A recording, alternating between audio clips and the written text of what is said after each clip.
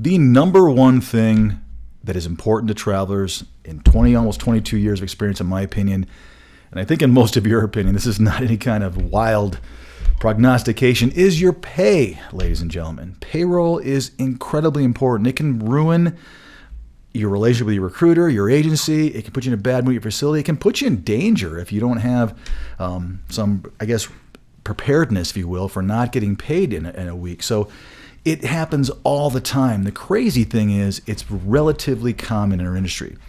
We're going to talk about payroll errors today, why they happen, some things that I think you can potentially do to help reduce them. But we're going to have an open communication today about payroll errors because it's about time somebody did. It's been in the industry since I've been in the industry. I don't think it's going away permanently anytime soon. But let's have a conversation about it today on Travel Evolved.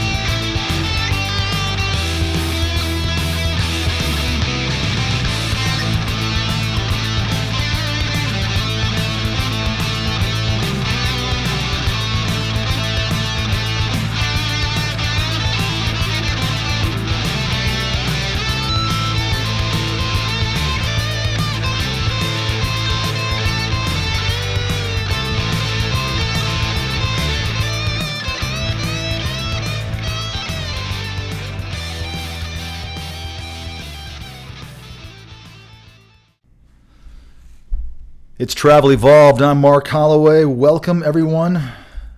Welcome. I'm back in Colorado, much to my chagrin. No, actually, that's not true. I love Colorado in the fall. I love it in the spring because snow is melting. It's a cool state, that's for sure. I truly do love it. So fall is here in full bloom. I am back and super excited, crazy busy. It was, God, what a summer as far as business-wise goes, and here we are right into it. So I cannot thank all of you enough for watching, tuning in, listening, whatever way or whatever platform it is that you guys are joining Travel Evolve. Thank you for doing it. It's humbling, I think, is the best way to explain it.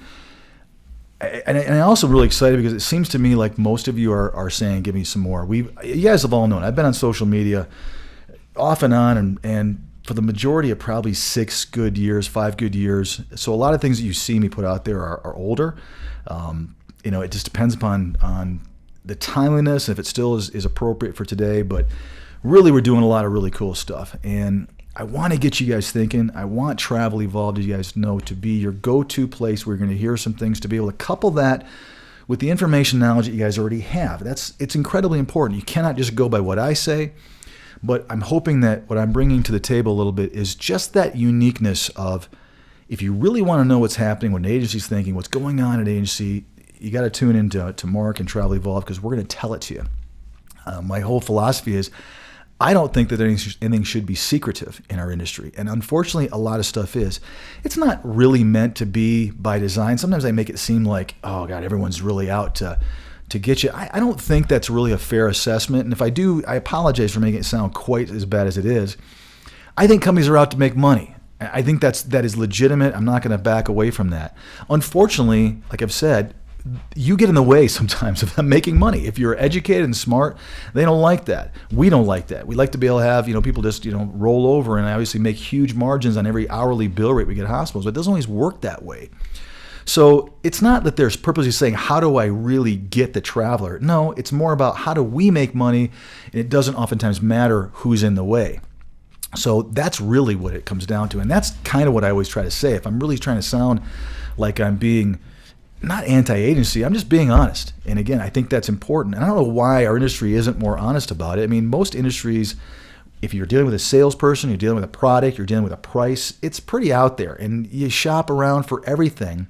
I want you guys to shop around when it comes to not only just the pay rate, but all the other nuances that come to what you're looking for in an assignment and the things to be aware of. And this is one of those conversations today that I think we just need to have happen. I would beg and implore you to try to find anything on social media that's coming from an agency standpoint with an honest conversation about payroll errors.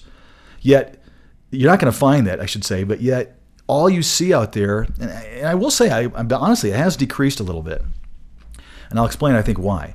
But you still see times when it's like the threat of the day that XYZ company didn't pay any of their employees, or I got screwed over this, or I'm dealing with a battle with my agency now that's taken, I get used to this being here, taken 6 weeks for me to get a 25, a 0.25 or a 15-minute discrepancy on my timesheet fixed and taken care of, and I'm frustrated. I'm tired of that. And I think that's part of just the industry and what we're going through. So it's weird to me that we don't have honest, open conversations. What happens is you've got travelers out there because you have no other person that's going to talk about it, in my opinion, and you're complaining and talking about it. And it's great. That's exactly what you guys should do. You're tattling on companies that are having trouble. Nothing wrong with that. It's just that I want you guys to understand maybe a little bit of the things that are why and the how, and let's just see if we can reduce some of those. This episode, I'm going to hearken you guys back to episode number 1 when I said communication is key. And that's what I want to talk a lot about in this episode, is that I'm going to say some things that are kind of like, duh, of course, that you're not telling us something we don't know.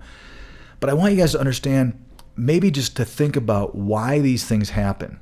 And I'm going to explain some things from an agency standpoint. I'm going to explain some things from a hospital standpoint. I'm going to explain some things from a traveler standpoint. All of these things together and all these problems that are kind of unique with our industry all come together and form payroll problems. And I think by talking about it and being aware of some of those, you could, on your own, reduce your chances of having a payroll error and not have to rely on your company or your agency to, make sure they don't have one. There are some things that we should talk about, and that's what it's really about today. Let's have an open conversation. And when I mean conversation, it means me barking in this microphone and you having to listen to it if you want to. But I think at least the communication that I'm going to give you guys really should, I hope, open up some eyes as to, that makes sense. And I hope there's some aha moments, as I always like to say, in this episode that will help you and hopefully help everybody in the industry start to reduce some of the just nonstop errors that happen. And they just do. So as always, thank you guys, as I kind of did a few minutes ago. Thank you guys for subscribing. Please do that. Please share these episodes if you know someone. Tune them into us. We would really appreciate it. Our audience is growing a lot, and I don't know, we had another record week last week. It's like our graph is going, if you're looking at it, it's going up like that, which is crazy because I never can predict. I always say, this topic is going to be something that we're not going to get that many listens on, but whatever. When the team tells me, it actually was the best thing, I'm going, that's why you young kids that know more about this stuff are better than I am. So I'm just here to regurgitate the knowledge or lack thereof. And they're there to tell me and put the episodes in order so that we keep that audience going and we keep you guys interested. And that's our whole goal. We want you guys to get interested and listen to them all from 1 to now episode number 23, so you guys get some goodies here. Okay, let's talk about this. Payroll errors. First of all, they are extremely common. It is probably more common in our industry than any industry I've heard. There are just a lot of reasons why, but it's out there. It is something that, again, I've been seeing for 22 years. I've been involved in companies that have had time periods when it's been difficult for a variety of reasons we're going to cover. There's been times when things go really smoothly. But any company that has any remote size to it, I'm talking 100 plus travelers, there's going to be periods of time when they have issues. There's companies that have less than that have issues. Those are probably more fixable. But when you start to grow and get bigger as a company, there are reasons why you struggle to have pristine, perfect payrolls. It's going to happen. If you guys haven't experienced a payroll problem on your check, I'm here to give you the bad news. It's part of the deal. It's part of why you guys make the big money. Now, what stinks about it is that oftentimes you have to advocate for yourself so hard that it gets frustrating and you get angry. And that's when I think most agencies should recognize that when someone's starting to get elevated on a payroll issue, you got to fix it, because that is, again, the number one fastest way to lose a traveler, to lose a reputation, and to lose that loyalty that a traveler has to you, if they in fact have loyalty to you for any other reason besides you're a great paying company.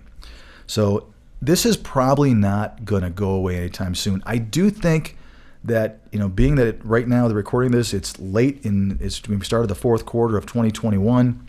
I do think technology and some things and advancements and improvements in processes are going to help and change some things.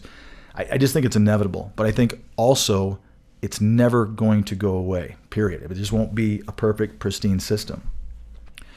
Here's the funny thing, like I said a few minutes ago. Nobody wants to talk about this. This is one of those topics that anybody in my position, or anybody, I don't care if you're a credentialing person, a recruiter, you name it, you don't want to ever mention that your company has problems because it makes people think, oh, my company always has problems. I think that's crazy. Admit it. It's a little more honest, a little more transparent. Say, yeah, we have our share. We do everything we can to try to reduce that, but that's a little healthier, a little more honest conversation. I think all companies have issues. It's, in my opinion, a company's ability to fix them quickly and seamlessly that I think separates and elevates some companies over the others. I don't think that there's a company out there that's infallible to having payroll problems, but I do think that systems that they have in place and processes, man, I keep hitting that microphone, processes they have in place are going to help reduce those a lot. So if you are a competitor of mine, or if you're a recruiter that likes to listen to this, take some onus and say, really, we got it. That is something you should always be looking at, in my opinion, from an agency standpoint. How do we improve the pay process and the effectiveness and the perfection, if you will, or trying to get as close to perfection as we can of our payroll process? And you should be considering and screening and looking at different ways to do things better constantly. So it's one of those things. Again, you guys could go on to a couple of very, very famous social media, I'm thinking Facebook pages primarily, or groups that are notorious for loving to just have nothing but negative comments out there. I think they're helpful, to be honest with you. That most of my competitors don't like them. Sometimes I find it funny. Sometimes I find it not so funny as far as just the topics that are there, because it's some serious stuff out there. But it is kind of a place for people just to vent. And you can go onto some of those pages, and I'm telling you wouldn't have to scroll down very far until you see something about pay and a problem with it. Not necessarily wages or amounts or pay packages. I'm talking about actual errors with the payroll. And I've seen some of the big companies. I won't mention them. I'm talking about the big ones that I always love to go after here. Some of those guys have had times when they haven't paid people for 2 or 3 weeks in a row. Now, I know you're thinking, no way, but yes. I remember back, I can't remember what year it was, but it hasn't been super recent, but not that far away. When I remember very specifically, one of the big guys was having no pay for 3 weeks. And I said, how in the heck can they not have everybody just drop and ship? Well, they are a publicly traded company. They were huge. And I think they did a really good job of convincing people to stay on board with them, and whatever the issue they were working through. I don't know if they'd switched, major payroll companies, they switched processes, but something clearly went wrong that wasn't financial. It was more process and system-wide. But man, I can't understand how people would put up with that for 3 weeks. I would never expect a traveler to put up with it for more than 1 week of just not getting paid. But those are the big deals. When that happens, it's all over social media. And I've seen travelers, what's the word I'm looking for? I've seen them, effectively and both, not effectively, that's not the right word I'm looking for, justifiably and also non-justifiably beat up agencies for payroll problems. And I think there's room for that. I think you got to hold us agencies accountable for things that we do repeatedly wrong. I would say that if there is something that's very unique, if you've had great payroll and there was something that came across weird, we'll talk about some things that may have happened, but find out what's going on, make sure it's not a repetitive thing, and maybe give them a break based on what we talk about today. And again, this is one of those episodes I think I'm going to make some friends on my side of the industry. Probably not going to make friends, but I might not make them so upset with me on this episode, because I'm going to talk about some of the reasons and justifications why it happens here today. So, all right, let's jump into that. Again, this conversation is not to make excuses for us agencies. I really don't want you guys to take it that way.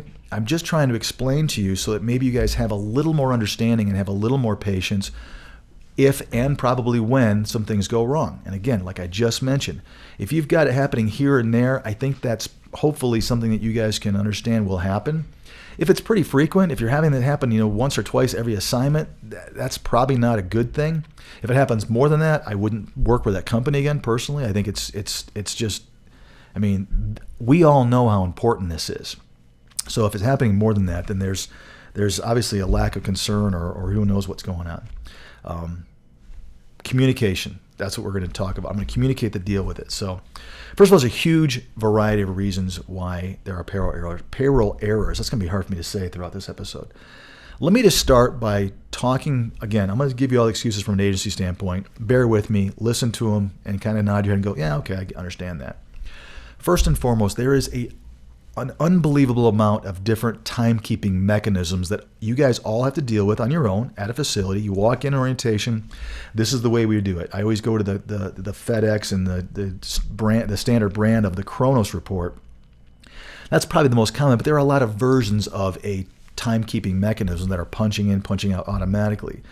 It's everything from that to, you may have literally all the way down to using your agency's timesheet and handwriting and having your manager sign. I literally had those and do every single week from hospitals around the country. You would think in our day and age, 2021, that there wouldn't be literally handwritten timesheets that you have to take a picture of or even fax to an e-fax. Most travelers, take a picture of them nowadays, which is better than having to walk to a fax machine because those crap out too. Thank goodness I'm at the point now where I haven't had a faxed timesheet for probably a year now. I'm thinking, but believe it or not, it wasn't, but a couple of years ago that I was getting a lot of those. And a lot of the errors were, it wasn't going through. And people, I got it, and they'd send us the repeat, and it says right there, error, didn't make it through. So anyway, first and foremost, have an understanding that there are literally just an incredible amount of different varieties of how we receive time from you guys. So think about that for a minute. You guys are finished with your work week typically on Sunday morning. Some hospitals are a little slightly different. You may be working a Monday through Friday type shift consistently. So we're getting annihilated throughout literally as early as Wednesdays, because a lot of you are finished with your three shifts, I should say, on Wednesdays. We're getting hit from there heavily to, over the weekend and especially on Mondays. And, again, depending on how your agency's rules are, into Tuesdays. Some agencies even go into Wednesdays on receiving timesheets all at once with a whole bunch of different, literally almost every hospital, it looks different. Even though you're using a Kronos report, let's say, some hospitals, we get that by going to the vendor's website and downloading it. Sometimes it's given directly to us from a facility. Sometimes, I'm trying to think of different ways. I've had people taking pictures of their Kronos report, sending those to us because they can't rely on the Kronos. So it's crazy. I've walked in with companies I've ran before into the payroll department on Monday and turned right around and walked back out again saying, "Ooh, I forgot it was Monday. I'm not going in there because I'm not going to mess with those people because they are incredibly stressed, very little time, and a whole bunch of processes to go through and things to review." It's not easy. And like I say, I'm not justifying it, but the bigger the company is, the time frame doesn't change. You don't get more time just because your agency is larger and you've got 500, 800, 1,500, 2,500 timesheets coming in as opposed to having 50 timesheets coming in. You're not allotted more time. We pay people weekly. Most companies do. I'm sure there's a few dinosaurs out there that don't. But most of us pay everybody every single week, which means payroll is due at a finite time, depending on what payroll service you're doing. If you're doing it in-house, there may be some more flexibility. But in order to make those ACH deadlines for your pay and for taxes and everything else, there is a deadline, regardless of how your payroll is being done. If you don't meet that deadline, you're done. Most companies that aren't the real big guys, I can't speak intelligently about what they do, but most companies run a payroll one time. I'm pretty sure the larger you get, the more you will do a multiple amount of payroll runs, but there's an expense to that. But to be able to incorporate or encompass different runs for the same week, I'm sure that happens. I know that when we were getting to a certain size and are going to be again, it makes more sense to do some things that way so that you're getting the people done that are done and you can harp on the other, or it's regionalized, or it's vendor, it's based upon how the vendor goes. But there are basically, for most companies, there is a deadline that you run your one time a week payroll, which means you've got to get it in quick. So the bigger you are, what that means to you, and you guys should hear this, is it means you have to have more and more people in your payroll department focusing and working on that payroll.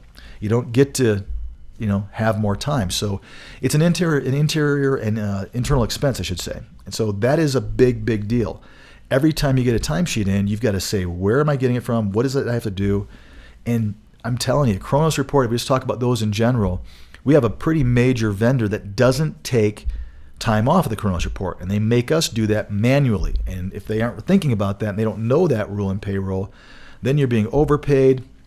Or if the traveler themselves weren't allowed to take a break and it doesn't show up as no break taken, then the company's taking a half an hour and the traveler's getting upset because, hey, wait, I didn't work it. Well, we can't tell. We don't see it. How would we possibly know?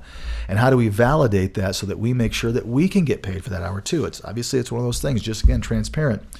We love to pay you, but I know most agencies also want to make sure that they're getting paid before they just haul off and start writing you a payroll for that half an hour, let's say.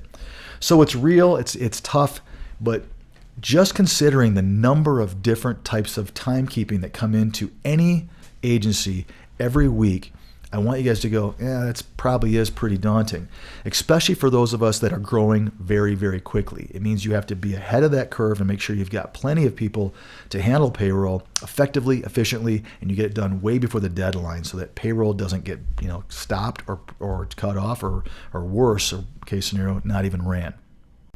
There also could be a vendor in the middle of this process, which means that we might not be getting the timesheet more often than not directly from your facility. We're getting it from the vendor who gets it first, validates it, makes sure that they're able to bill that hospital and get their money before they pay us agencies our money, less their fee, which is substantial. And oftentimes 25%, 20% of what we're making. Again, depending on your company's margin, it's these vendors make a lot of money. They make a lot of money to basically have websites and systems in place to be able to communicate positions. We're going to talk about vendors down the road, but let's not. I'm not going to have that discussion now. But that's how the thing works. There are people that are in between the timekeeping process oftentimes that also can delay or affect your pay and how it's reported to us. There's one vendor in particular, and they're not a really big one, but there's one vendor in particular that I get nothing but complaints about their own personal timekeeping process. It is cumbersome, it is difficult, it doesn't work a lot of times, which causes us to have payroll problems, even though we're the ones on the receiving end. Man, I got to figure that out, that microphone. We're the ones on the receiving end of getting that. So oftentimes at the end of the day, the buck stops here. We got to figure out how to get paid. But if we're not getting that Kronos report in, it can be an issue for us. So it's difficult. Let's talk a little bit about the handwritten one still. And again, I'm just blown away. But yes, there are many facilities that either you use theirs, that they have a standardized timesheet, or they say, have your agency. I had to send one out the other day for one of our new people. I'm like, oh, they aren't using Kronos. Never worked with that facility before, and nope, they want you to send us a timesheet. So when we're talking about that, there's a ton of things that can cause problems for us agencies. The first and foremost one is that it's not filled out properly or fully. And let me walk you guys through that. Remember, let's say you're dealing with 500 timesheets every week, which is pretty average size. If you've got 500 timesheets coming in and you've got one that comes in that doesn't have the dates on it, it doesn't have, it has military time, or it doesn't show any kind of punching in or going on break or anything like that, potentially the daily total wasn't totaled out. Believe it or not, the weekly total wasn't totaled out. Maybe it just has a total number of hours. It doesn't talk about regular versus overtime. Maybe there's callback, there's on-call, and you can't tell what's what from this timesheet, which basically means that agency has to go back out, reach out to you, the traveler, and say, I need some help with this. I know it's been signed, but that doesn't mean we're going to get paid properly on it. Again, I hate to say this, guys, but the agencies are going to make sure that they can qualify and verify your timesheet before they're ever going to release any payroll. So if you're sitting there saying, I always have payroll problems, no matter what company I go with, there could be a problem with the way that you're filling some things out. I'm not trying to blame you guys, but just look at that. If you consistently have more payroll issues than any other traveler that and you've gone and worked with multiple companies, there could be some issues with the way you're filling things out. You just never thought about it. Military time is, usually a good way, but it's confusing. Obviously, it's hard when people are working night shift and they're working until, midnight, or they take a break around, early in the first hour between midnight and 1 o'clock in the morning. I've seen those going, oh yeah, you got to really concentrate and focus. Most payroll people are good at this, a lot better than I am. They do it all the time. But it's helpful when a timesheet is filled out completely, I cannot tell you how many times I get timesheets in, or we do it, in the payroll department, and it's just punch in, punch out. There's no total, or it just says 7A, 7P, and it, or who knows what it could be. But it's amazing to me that the number one most important thing to you as a traveler, if you are handwriting a timesheet and getting that signed by your supervisor, charge nurse, manager, you name it, that you wouldn't take time to really make sure that's perfectly legible, easy to read, makes total sense, it's totaled out. I know I would. If that was what I was counting on for my pay to be perfect, I would want to make it as clear as I could to whatever guy or gal was actually looking at that and then deciding how to pay me from that piece of paper. It's going to be pristine and perfect. And it blows me away how people I've worked with for years, travelers I've worked with for years, I'm like, oh man, it's almost like a joke now, but I've said, you got to do better than this because I can't take the time, and most companies can't. There's companies that are a lot bigger than mine, and it gets more and more difficult. So I'm guaranteed there's a stack of timesheets that go over and say, we're going to run that on a second run, or we're going to make sure we take care of the people that's easy to do their stuff first, then we'll go through those. So understand that is a lengthy process. You can help your company, and you can actually help every other traveler out there. If you fill those, rare times when you got those handwritten timesheets out, if you would fill them out completely, legibly, properly, do the math, it will save them time, which then means more people get paid because it works better. You're not being the one that's clogging up you're not the bottleneck, so to speak. Call back, on call. I cannot tell you how many times people try to, they don't sit there and aren't specific. Here's when I was on call. Here's where I came back in. They'll have the entire on call, and part of it is also classified as call back, and most facilities don't do the double pay where you're getting paid calling out, and it's, you guys get it.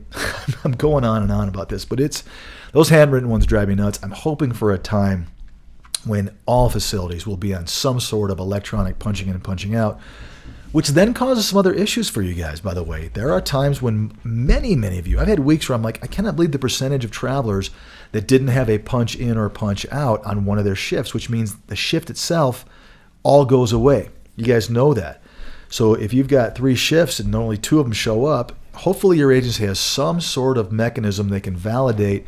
Hey, looks like you only worked 2 shifts. We've got 24 hours, 24.75 hours, or we've got 32 hours when you're normally a 40-hour person. And you can say, no, there's a problem, and you can go get that fixed. One of the things we'll keep talking about in this episode is that it's important that whatever company you work with has some sort of kind of preview for you available, that this is what we're anticipating for your pay, and there's plenty of time for you to go fix a potential issue before payroll is ran. If they don't, I think that's a negative. I think that's a not a feather in their cap, so to speak, and one of the reasons I would look for another company. Most companies this day and age should have something in place that says, here's the hours we have for you. It's still early enough, unless you're the kind of person who gets your timesheet in late. It's early enough that if there's a problem with a punch in, or something's not showing up that you forgot about, or who knows what, the manager had to put you in on call and call back, because sometimes I know that you guys can't do that yourselves. I need to get that on there, and it's nice if we can do that before payroll runs rather than having to catch up the following weeks, because it gets confusing. There's lots of stuff that keeps making that more and more difficult. So I always am a big believer that if you can fix something before payrolls ran, it's 10 times better than having to go back and redo it. And again, the larger the company that you're working for, the more I would make sure that you're validating it. Most of you guys can see copies of those automatic punch in, punch out systems, and you should be checking before your week is done and you leave for your last shift to make sure that everything is on there, because you'd be amazed how many times, like I just said a few minutes ago, where some of those things have to be punched in or documented or put in, whether it's lack of a break or that you were put on call for the entire weekend or you were called back in. It's important that you guys can see what we see, so you can say, oh, I can see why they can't tell what I'm doing here, or that whole shift isn't on there, or there's a problem because it's not showing up, so I can see why I'm not going to get paid properly. You can fix that way beforehand. Okay, let me move on a little bit. I kind of walked through a little bit of that thing, but first of all, again, I talked a little bit about volume, and here's where I am gonna. Again, I love heavily beating up on companies because I think that their pay packages and their margins so high, and I've spent a career doing that, and I'm going to continue to do that. But today I want to give them a little bit of a pass and say, I do want you guys to understand, when you see these big companies having payroll issues, what I just said a little while ago, it is the same time frame. So I'm talking about the big three, for example. When they have problems and they have issues, I've had recruiters that have worked for me before that say payday Friday is a tough day around these big companies. If you're a recruiter that's been there any length of time, you're going to have people, the more people you have, the more higher that percentage is going to increase, that are going to be upset about an error in their payroll. And a lot of it does, in fact, have to do with how many people they're working with. There's no real fix to that, in my opinion, except for better processes, more personnel, and again, more automation potentially and more technology that's going to help with reducing that. But it is one of those things that it does take a lot more people, or much more people, if I'm saying that right, to handle 2,500 timesheets a week than it does to handle 100. It doesn't mean you get to have you have 25 times the people. No, you probably have about 50 times the people working on payroll because it has to be done effectively and properly. So there are some remote justifications for some margin increases for your company that gets bigger because of their inside personnel and the expenses and the operating expenses that are associated with salaries of people that have to make sure that you guys get paid properly. I'm not saying it's a 5 or 6% increase in justification over most companies, because that's hundreds of, it's probably tens of millions of dollars a year. But there is some justification that I would understand a company's margin being slightly higher if they had that many travelers working for them in order to be able to adhere to some of their payroll, HR issues, certainly credentialing issues, all those things that we talk about. So that's my, break I'm going to give those big companies. I do see why many of them, besides just their shareholders and their own personal profit models, why many of those have to have a larger margin, because they do in fact have more internal operating expenses. Now, some of the big companies, you'll notice, are some of the fewest that advertise and spend a lot of money on marketing and everything else, swag, you name it. So it's kind of a sliding scale. But that one thing is real. It is a fast-paced work week. Just because payroll's initiated on whatever day it is does not mean they're done, because usually if it's on Wednesday, they're already getting timesheets in from that week. They've got to make sure that, I don't care if it's 401k or you name it, the taxing and the money's coming out properly. So Thursdays are tough days. Fridays are payroll questioning answer days and fixing and getting things ready for the next week. It's a nonstop 5-day-a-week deal. They don't go, whew, payroll's done. Here we go. We got 2 days off now. No, it is nonstop. And the larger your company is, the more people you have to have.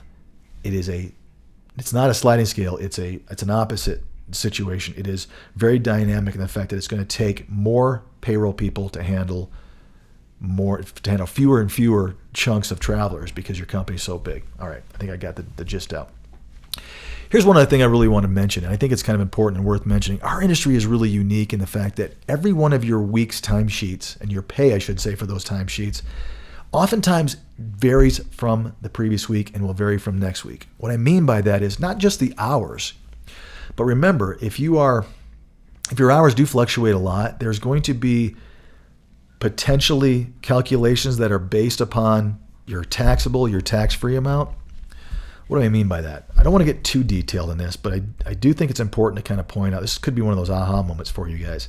If you're let's say a nurse and you've got a 12-hour shift, I'm using that as an example, and you just work 36 even hours, most of the time that's going to be great for that. You're not going to have a lot of differences.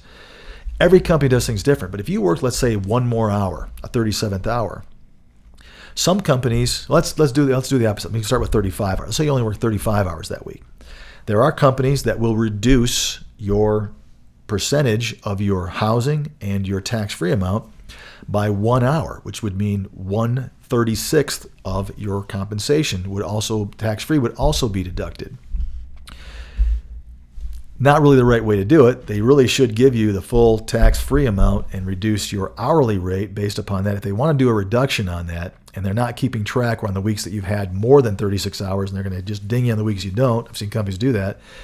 The real way to do is to keep those tax-free amounts steady, because you still have those expenses. It's not based upon your pay. It is based upon your cost of living and the time that you're spending in that county, which would typically be 7 days a week. So that amount should stay the same. You still should get your full amount of tax-free amount. It would be your hourly that would decrease because you have one less hour, slightly by 1/36th of what that should be. So you can do that math if they want to keep their margins where they are. And again, I don't really mind that. I don't think you guys do either. It's part of the process. It's transparent. This is what we expected. We expected 468 hours on a 36-hour-a-week, 13-week contract. We expect 520 on a 40-hour-a-week, 13-week contract. So if you work less than that, all of our pay was predicated on that amount. You should make less. What most companies don't do is when you work more than that, you should make more, which is the way it should be done. And then most of you don't think about that. So when you work more than 468 or 520 hours, or if you're on a 48-hour guarantee, you work more hours than that, there should be something in your pay that actually changes and increases your weekly compensation to also offset that. And it's wild how you guys will agree to, like, okay, I only worked 34 hours, I only got 24 hours in, and you don't seem to mind. But when it comes to when I've got 40 hours or 38 hours, you don't seem to understand that you should be more than compensated besides just the taxable amount of your hourly rate. Go back and listen to a whole bunch of episodes if you're not quite understanding what I said or what I meant by that. So that's just one little wrinkle. The fact is that many of you guys are not only working different hours, your company has different ways of doing it. Again, I'm going to beat up companies that do not increase your wages, your total wages for anything over 36 hours, and they don't predicate your overtime, callback, or holiday hours on your total hourly compensation, which would include taxable and tax-free, multiplied by 1.5, added together and multiplied by 1.5. It's just done with every company. You guys, if you haven't heard me say this again, I'm going to repeat it again real quickly. The way it should be done is you have your set hourly taxable amount. All companies oftentimes will give you a weekly tax-free amount. Forget about housing. It's not part of this discussion. But they will give you a lump sum of your weekly based upon either 40 or 36 hours. For those of you working 36 hours, when you work a 37th hour, you shouldn't just get the taxable amount because we're still billing the same hourly rate. What a company should be doing is taking your tax-free amount, dividing it by either 36 or 40 to come up with an hourly figure, adding that to your taxable amount and taxing you on all of those together for anything between 36 and 40. It's your compensation. It's going to be anywhere on the low end from possibly $8 or $9 up to $15 or $20 more an hour that your company is just keeping. Last time I looked, yes, you're going to get taxed on it, but getting taxed 25, 30, 50% on $20 an hour is still better than not getting the $20 an hour, if that makes sense to me. And it should, because this is thievery in my opinion. If we have a $100 bill rate for your hour, we get that $100 on the 37th hour. Why companies are only paying the taxable amount and not giving you your tax-free amount all taxed with your taxable amount as an increase in pay is beyond me. And that has got to change. The only way it's going to change is if you guys start demanding it. So start demanding it. If you don't understand what I just said, and I went really quickly because that's not the episode, go back and listen to some other ones. Think about margins. I'm going to go through this a lot more heavily in a couple episodes, but this is why I want you to listen to every single episode. This is vital. If you always work over 36 hours and you're a 12-hour shift healthcare professional, you're getting ripped off. If you only work 36, it doesn't matter. It really doesn't. Except for what the next part of that is, when you guys if you're a 40-hour work person or when you get over 40, those two figures, again, should still be added together, and that is the figure that should be multiplied by 1.5 for your holiday, your callback, and your overtime, which would be anything over 40. Unless there is something specific in your contract where the agency is not allowed to bill anything more, and you agreed to that beforehand, like some of these 48-hour guarantees I'm seeing, where it's telling us we cannot bill more than the same amount for anything over 40 hours until you hit 48. What an agency should do to make sure they're doing things legal in the right way is they should be backing that down so they can still legally pay you true time and a half if you're always going to work 48 hours. But if you don't get your 48 hours, that's going to hurt you because they've lowered it so that it's fair. And again, it's very complicated to do on a podcast or on a YouTube. But that's the one small exception, is that it should be based upon that. I will also talk about holiday pay. If you haven't heard me talk about it, go back. I already talked about holidays in a previous episode. Listen to that one because I also think there's some exceptions to those holidays that should be talked about up front, because sometimes you only get 36 hours or 40 hours, and 8 of those or 12 of those are paid at holiday pay, and oftentimes we can't bill anything more for that, so it becomes a little bit of an issue. But what I'm getting at is that there's all these nuances on pay. And I just went off on a big tangent to kind of reaffirm the things that drive me nuts. But it's unique. Every time you get a timesheet in from every single employee, you have to actually scrutinize and go through with a fine-tooth comb that employee's timesheet. And then you have to couple it, making sure that their insurance is being deducted properly, that they have that plan. If there's a 401k, a contribution, if there's a travel reimbursement that's due, if there's some sort of a bonus that, some of these companies still do, these loyalty bonus, which you and I both know is just holding your money back and giving it to you at the end, which is complete, what. So another episode for later. If there is a referral bonus, let's say you're referring a bunch of your friends to that company, and all that stuff, everything is unique. So every one of your timesheets, all 500 of you, have some sort of nuance, some sort of variance that comes to your timesheet. And that has to be meticulously and purposefully looked at. So it's amazing, and I think one of the things that should be talked about is that how oftentimes you guys get paid perfectly, even though you have all these wild different things coming and going from assignment to assignment, from your hours being shifted, to jumping on insurance, from going off of insurance, from having a 401k plan, all the different things that you guys have done. It's amazing how one employee has checks, different percentages or lump sums going into different accounts. All this stuff is really, really cumbersome. It's not like a company that has 500 employees and they pay once a week and everyone's internal and it's there's maybe some commissions involved. It's probably one of the biggest part that they deal with. This is pretty complicated stuff for being as simplistic as our industry is. Payroll is complicated. And again, not making excuses. I'm just telling you guys, yours may not be complicated or yours may be, but you're thinking, it's just, mine's not that bad. It's not that, but 500 of you, it becomes troublesome and it becomes an issue that should be addressed. And hopefully most of us agencies and the agencies you work for have addressed it. So like I said, these are going to happen. And so I hope you guys are starting to realize now, hey, guy's kind of right. I mean, I can understand how maybe I didn't have anything unique, but because of somebody else's or all the volume or who knows what was going on that week, or there was a holiday and it was just really difficult, I can maybe see how I had a problem and maybe somebody couldn't understand my timesheet or just punched in a key wrong, that there was an error. And that's, again, I just want to point out some things. You guys know I'm not big on making excuses or whatever. I like to hit things pretty hard and straightforward. This is an episode where I do think it's important to kind of hear some of our side of the, I'm doing my little violin here because it is hard. It's tough. But that's why we make the percentage of the margin that we make so that we can make that money, we can do things properly, and if your company's not, they've got to fix it so that it's being paid right.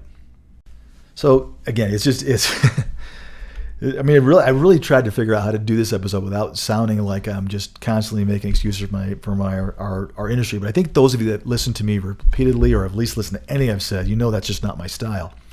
I think it's important to say, hey guys, we're human. This stuff happens. Here's some of the reasons why, but we still have to do everything we can to do a better job for you. And I think that's what most companies do. I'm telling you, most companies want to pay you right because they don't want to lose you. So this is not something that is purposeful. It's not something that companies, do intentionally.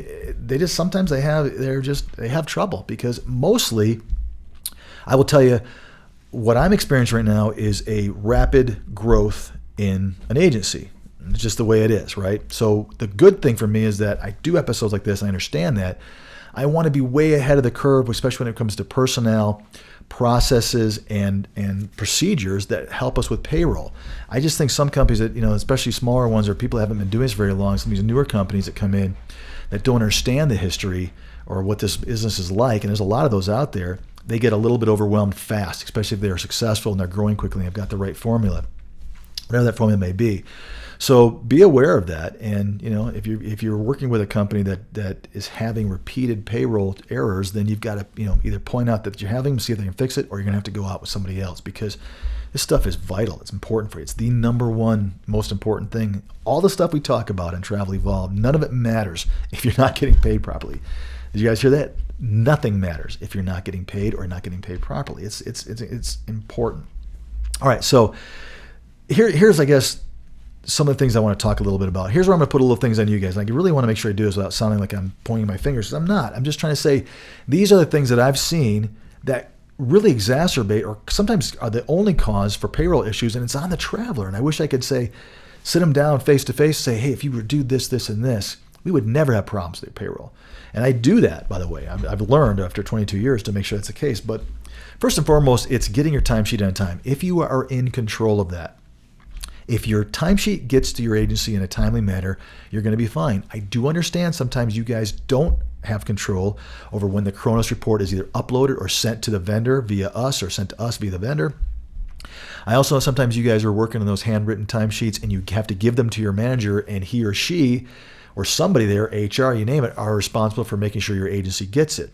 So that's out of your control. There's nothing you can do except for making sure that that communication is taking place between you and the agency. That's why I love companies that say, hey, we don't have your timesheet yet. We don't have any report. We don't know what you worked last week, or we've got it. Here's what we're showing, which is better. So getting it in is a really important thing. But things like I just mentioned, if you're dealing with a Kronos, let's start with that. Making sure that you've punched in, punched out properly. Is your badge working? I can't tell you how many times people have gone in their first week of their assignment. It's already in the end of the week. It's Monday now. You've already worked a week, and payroll's starting. The payroll department is going nuts, and we find out that you weren't able to punch in and punch out all week. And I'm going, yeah, did you know that earlier in the week? Because now it's going to be really hard for us to fix it before a payroll deadline. So things like that, making sure that your process for punching in and punching out is happening the day you start orientation. Do not let that drag on for 2 or 3 shifts or 2 or 3 days of orientation, certainly not into any of the second week. That's got to be on you. And most of us agencies are helpless to be able to try to fix that. You guys may not know this, but most vendors forbid us to contact their client. We are not allowed to call a facility sometimes and say, hey, we have a problem with our person's payroll. We have to go through them because they don't want us talking directly to their client because they're afraid we're going to steal them and take them over directly and cut them out of their 5 to 7% of that total bill rate. So they don't want us to call them. So we're really at a disadvantage. When we don't get a report in from a manager or from a Kronos or somebody who's responsible, we are helpless. And the only way we can do it is by waiting for that to get in. I understand that there are companies out there that repeatedly miss payrolls for you because your process that the hospital you're working at didn't get it to us on time. Not that common, but it is a real thing, and I want to point that out. So don't let that happen. Tell your manager, I'm not going to stay here. It's not my company's fault. If you guys can't get them a timesheet to me by Monday afternoon when my work week ended Sunday morning, I don't understand what's taking 36 hours, 48 hours for you guys to get that report to them because I'm not getting paid because of it, and I'm not going to stay and keep working for your facility, and it's not my fault. I got a little angry there because I've seen that. And, of course, it comes back with, you guys kind of fix it. But we are absolutely helpless for sure. There are things on a Kronos report like breaks, check to see, what is my report showing me? What do I actually have and what did I actually work? Did I miss a punch in, punch out? Was there anything that wasn't there? If you're doing a handwritten timesheet, man, go over it 3 or 4 times. Like I said, if that's the piece of paper I'm using to justify and to make sure that I am being paid perfectly and appropriately, I'm going to make darn sure that it looks really easy. It's perfectly filled out. The dates are right. The signature is there for the manager. And there is no question in my mind that if I looked at this, I would easily be able to tell exactly what to pay me on. That's just really important. So legibility, you name it, that kind of stuff. Make sure your math is right. I already kind of talked a little bit about holiday on call, but that's, again, on you guys. If you are working a holiday, just point out this is a holiday pay. Here's this shift right here, depending on the rules of the facility, if you work nights and it's paid just from midnight on or up until midnight, or the whole thing is that the shift entirely crosses over a holiday and it's all paid, whatever the rule of that facility is, find out and follow their policy so that it's really easy to communicate to your agency. Here's what was holiday. Here's what was called. On call, I should say. Here's what was called back. Here's the hours I worked overtime. Don't just put 48 or 53 hours. Put 40 and 13 or put 40 and 8. Do it really clearly and legibly. Make sure that your agency can really have a hard time understanding. So that's really it. For the most part, you guys do a great job. For the most part, you guys are also sometimes very helpless with regard to how the Kronos situation works. I've had travelers tell me that 3 or 4 weeks into their assignment, they're still having difficulty getting the on-call or callback. It has to be done or inputted by a manager. And that's where, again, I'm saying that I know we work with them and they're our client. We're billing them and we're making money off of your efforts by billing them. It's still sometimes you're going to have to step in and help fix some of your own issues. And there are just going to be times for that. And that's hopefully why you guys are making really crazy money, more so than a staff. healthcare professionals working at that hospital, and you guys understand that there are going to be times when some facility isn't going to have their act together, or some agency, and I have to step in and be my own advocate and make sure that I'm getting paid properly, because clearly the facility or the agency is having trouble struggling with whatever process they have that's not working. So, like I said, if you guys are consistently having issues with payroll, working with multiple companies, working at multiple facilities, the chances are stronger that maybe there's something that you need to improve on your end. I'm just trying to say that because there are people that I've had that are perfect every time. I guarantee that we never have any issues. There are people that it's like a struggle, and it creates vacuums and bottlenecks and causes the entire payroll department to either put you on a different pile or figure out a way to get through that so everyone gets paid. So help out your fellow traveler, like I said earlier. So I kind of said that the bigger the company, the more the process has to be perfect. And that is really true. And I'm just telling you that I think that, again, like I said, there's going to be some advancements in our industry. I know it. I'm working on some, and it's just one of those things that I think that payroll will be one of those things that has to be tackled and has to be improved upon. I do think it already is, by the way. If you'll notice, I think personally, in the last year and a half, it feels to me like payroll has improved a lot. I don't see as many issues of complaining about payroll. They're still out there, but it's not like it's all the time. It's more about pay and what the package is and how much money agencies are making, and it's a lot of stuff to deal with crisis and pandemics and just the bill rates, or I should say the pay rates. You guys aren't usually brought into the loop on bill rates by most companies. So that's what it is. But the overall feel I get, and I look at a lot of stuff, I read a lot, is that it seems like payroll errors are down. And one of the things I'm going to say to you is that, are they? I don't know. But a lot of travelers have told me that they are just gleeful about the money they're making, and they're less upset when there's a 15-minute discrepancy or a call back hour should have been, was put as call, or vice versa. And I think there's a little bit of that going on.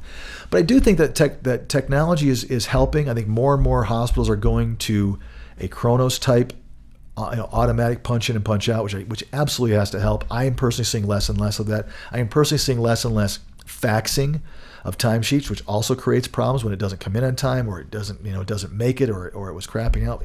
Guys, I know I'm old, but it wasn't that long ago that we were getting 10-15% of our timesheets were being faxed into us. It was ridiculous. That's helping. I think agencies personally are understanding the competition level amongst ourselves, and they recognize that payroll is a problem, and you can pay people less money as long as your payroll's right. I hope that I said that right. And that's a real thing for me to say. Companies that pay less and have bigger margins, they darn well better make sure they're paying perfectly, because then, now it's even worse, right? I would be willing to go for a company that pays more and has the occasional problems because they're going through some growing pains, they're going through some fast stuff, than I would the other way around. But I will also tell you this. I have literally had, I think, almost a year without one single payroll error, which is good. It's not about me tooting my own horn. I'm saying that it's mostly about processes and staying ahead of that curve. As the company that I'm the CEO of is growing, we are making darn sure that is the two things, really: credentialing, because there's just so many vendors that are so behind on that we actually can get people credentialed, and the vendor's not prepared for that. They don't want them to start yet because they can't get the credentialing portion on their end. But it's also payroll, getting people on board, and then also making sure that they're paid perfectly and that everything goes well. Those are the two areas that I'm focusing on because our company is growing very quickly, and that's important to me. And I think a lot of other companies that have experienced that, I think many companies are either going one way or the other, are all noticing, I think, the importance of making sure that they get paid right, because 300, 400 other companies have the exact same position. And if the pay rate is similar and you're having trouble, you're going to hightail it to somebody else. So I think that's also helping for sure. It just, again, being aware of that sort of thing. So, it's just a big part of our industry. And I know I went through this episode really quickly, and I'm not done yet, by the way. But so don't turn me off yet. We're not done yet, but I'm getting close. But this is a big issue. I don't think it's going to end, because no matter what we do, we're talking about multiple vendors, multiple facilities. All of us do things differently. There's always going to be a wrinkle or a problem that's going to create, unfortunately, something that happens, in your end. I happen to know that there are errors that happen the opposite way. And sometimes you guys are really, really quiet about that. It's amazing to me oftentimes if I've made an error, I have to go, oh gosh, I've made an error. And no one that got the error will come out and say something. But you guys are really big and very quick to talk about when we do make one that's in your disadvantage, but not when there's one that's in your advantage. But as you guys know, we will catch it. We'll fix it. Again, any company of any size has checks and balances. It's actually amazing that overpays happen because they shouldn't. The only time it should happen is if there's, again, a problem or error with the timesheet, or there's some sort of deception that was actually purposely, meant to be done, and that's happened to me too. So, technology, checks and balances, and again, most payroll companies have the first thing you plug in when you do payroll, just is control numbers. Here's the total number of regular hours, overtime, you name it. Here's the insurance deductions, and those numbers have to match up before payroll is released. If they don't, you got a problem in your firm, and you got to go figure out where it is. I mean, I'm not trying to get too detailed, but the wonderful thing about working with payroll companies or having your own internal process, if you're big enough, is that you do put things in place to eliminate big errors on pay. And if there's something that's wrong, it has to come down to the timesheet itself, which is really a good thing. I think that's also helping. So what do you do when you have payroll errors? I think most of you, I want to just address this real quickly. Most of you guys oftentimes will call your recruiter. And my question for you is, does that work for you? And I think it has a lot to do with every single specific company. I think for some companies, it's the perfect person to go to.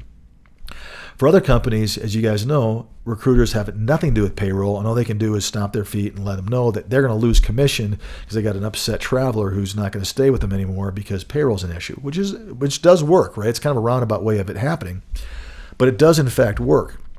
So again, I think there are times when I think recruiters can really kind of justify some of their commission that comes out of your pocket to go into theirs by having them do their job effectively. And this is one of those things that they should be doing really well, or at least be the sounding board for you to be able to take that to a different level and recognize that they are making money off of you. Oftentimes, I personally believe it should be going to you, but they're making money off of you, which means they should at least be fixing all the different problems you have, or at least be taking them to wherever you're supposed to go, and not just passing the buck. And I think the smaller the company, the more likelihood that's going to be. Again, if you guys are looking at companies that have, well, don't call me, call payroll. Don't call me, call credentialing. Don't call me, call, the benefit, insurance or the HR. You have to make a decision if that makes sense to you. But going to recruiter, I want you to just consider it may or may not be right. I think it's hard to say. For each company, it's going to vary. But you've got to, again, be your own advocate. If you're not getting what you're looking for from one avenue, you've got to explore the other one, because this should not be something that's taking weeks and weeks and weeks and weeks to fix, which is what I was dealing a lot with in the last couple of years. A lot of you guys know that people reach out to me through social media. They'll send me instant messages. They'll get my contact, say, hey, I really want to go over a deal or an offer. I want to go over and tell you about this is what's happening with my pay. So I do hear a lot more than I think the average CEO, because it's not about the company. It's more about getting advice on how do I fix it. And hopefully for those of you that have reached out to me, I think so far we're doing pretty good, and we've got some good results on that sort of thing. Now, as I'm getting busier, my ability to be able to do that is lessened, but I don't ever want to stop letting you guys know that you can contact me. You can reach out.